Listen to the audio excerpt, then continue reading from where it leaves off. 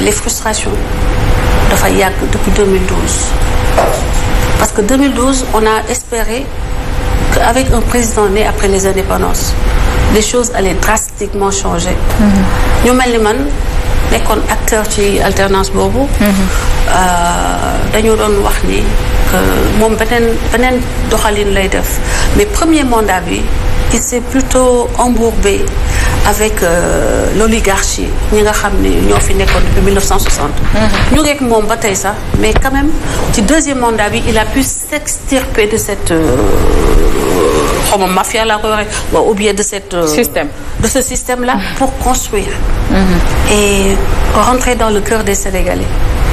Par contre ceux qui sont avec lui n'ont pas réussi ñi ànd ak moom li ñu mënut a réussir mooy fexe ba Sénégalais di gis li muy liggéey am coofeel bi nekk ci ñoom yokku par rapport au président de la République ñu am approbation populaire. Les gens ont tendance à répercuter sur le président frustration yi ñu am de la manière dont ils sont gérés par les mandats ñi mu fal le ministre le maire le chef et cetera donc frustration yi ñu am yëpp dañuy jàpp ni Macky Sall la. c'est quasiment inédit je pense dans l'histoire du Sénégal que ku génn sax ci trottoir bi foxoj da ngay ne Macky Sall moo tax ma foxoj. ku sa jabar fase nga ni Macky Sall tax mu fase ma ça c'est le président Macky Sall moo am particularité. mais réew bu doxul Françoise. yow activiste nga je pense que kenn dootu la jàngal se battre pour une cause valable wala pour une cause nationale. mais pourquoi yéen li ngeen di xeex moo baax mais ñeneen ñi li ñuy xeex baaxul c'est paradoxal au fait. man j'ai jamais dit que nit ñi li ñuy xeex ñeneen ñi li ñuy xeex baaxul dama ne xeexin bi nañ ko pacifier parce que man booy seet ba ma duggee ci violence bi verbale c'est parce que j'étais victime de violence verbale je suis contre ça. lépp luy atteindre à la dignité humaine man ñi ma xamoon au début dans les réseaux xam nañu je suis foncièrement contre ça man déjà boo ñëwee wax ak man de manière déplaisante dama lay bloquer loolu lañ ma xamee woon pour bañ a wax ak yow mais xam nga tant va la cruche à l'eau elle finit par se rompre. dafa tollu jamono joo xam ne à un moment je me suis dit mais écoute man ci mbedd yi laa yow man comme ñëpp peut-être que c'est l'éducation catholique un peu tout ça avec tu vois moo tax ba may am blocage pour delloo nit yenn kii mais après j'ai commencé ba mujjee nekk ci expert nag sax foofu. ba après dafay dellu ni que yow tu ne fais que ça. Ça c'est l'injustice du Sénégalais par rapport à un autre Sénégalais. ñun dañuy yàkkante dañuy defante lu bon. Là où quand même les pays occidentaux ils travaillent depuis l'école à apprendre la gentillesse. Il y a des journées pour apprendre. Focaliser aussi gentillesse. Comment faire plaisir à l'autre. Comment montrer à l'autre qu'elle est importante. Comment apprécier l'autre. Montrer de l'appréciation. Chez nous, c'est tout à fait le contraire. Notre société est devenue vorace. Cruelle. C'est-à-dire su ma fekkee na fi jéem am na lu mu def.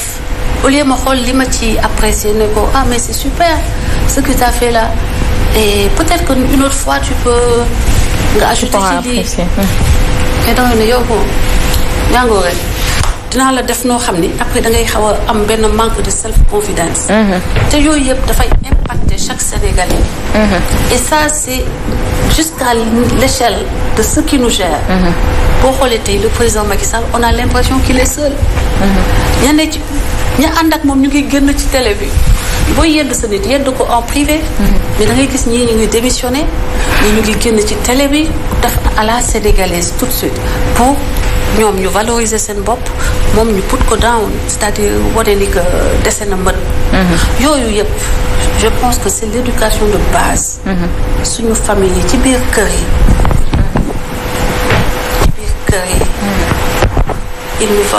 c'est un effort que nous devons faire surtout nous les femmes. Françoise, est-ce que tu es d'accord avec les détenus soi-disant politiques? Ouais. En fait, anam bi ñuy jëlee xale yi vraiment di leen làq jant bi. Est-ce que vraiment jàpp nga ni dëppoo na ak charte dëkk bu am démocratie comme nu mu waree? man li ma leer li nga xam ne leer na ma mooy ne li xale yi sénégalais di def xale allemand sañu koo def xale américain sañu ko. mais yow daan nga def lu similaire Françoise. non man damay wax sama xalaat mais duma dem di taal duma saaga mais aujourd'hui même sur les réseaux sociaux. tu fais un texte on vient de prendre parce que. non ça dépend de quel texte tu as fait du contenu du texte et je vous dis que vous n'osez pas le faire il y a des choses que les gens font ici. Les Américains n'osent pas le faire, les Allemands n'osent pas le faire. L'Allemagne, fa la jàng naa fa xam naa. Le policier allemand, la première fois que j'ai eu un policier allemand en face, il m'a montré son arme pour me montrer que tu bouges, j'ai le droit de te descendre. Fii Sénégal da ngay gis policier un jeune jël xeer di ko sànni mu koy moytu muy daw.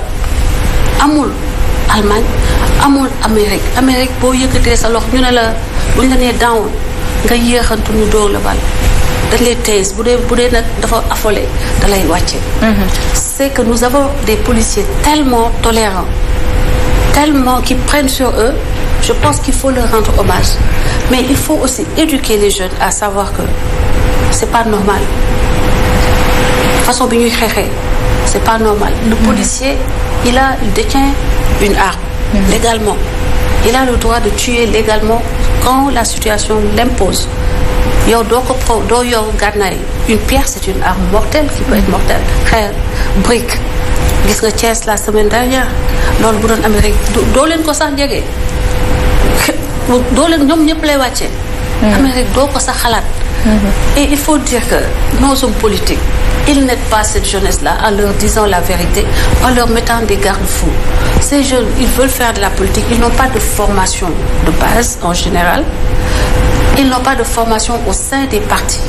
Donc, c'est des jeunes qui sont lâchés dans la nature avec toutes les frustrations qu'ils ont liées frustrations yoo xam ne ils sont légitimes parce que nga juddu ci réew bëgg a tekki mu jafe da ngay gis mu am benn genre déphasage ci conditions yi ngay dundee ak conditions yi nga xam ne seen i baay ak seen i yaay dañoo nekk ci nguur gi dafa métti ci xol ñun ñëpp dund nañ ko moom la ñuy dund ba ñu juddoo ba léegi je fais partie de cette masse-là mais de cette masse-là j'ai refusé d'être instrumentalisée par les politiques je me suis attelée dem école jàng wut yoon ba pare man dama waxoon duma bokk parti politique te mënaluma sama bopp et c'est comme ça que je l'ai fait ba ma demee ba xalaat ni mënal naa sama bopp ci laa door commencé di xool nan laa mën a aider sama réew et j'ai essayé à travers les réseaux sociaux de conscientiser li ma njëkk a lutter pour ou contre c'est la restriction de la liberté d'expression boo leen seetloo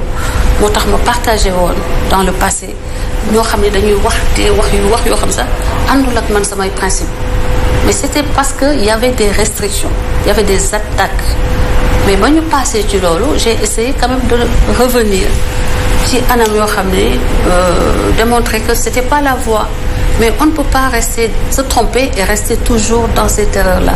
Ces hommes politiques instrumentalisent xale yi ñi nga xam ne seen xam-xam xëy na tollul ñoom ak seen xam-xam mën nañ leen manipuler facilement te ñoom xam nañu la ñuy xeex du njëriñu xale yi.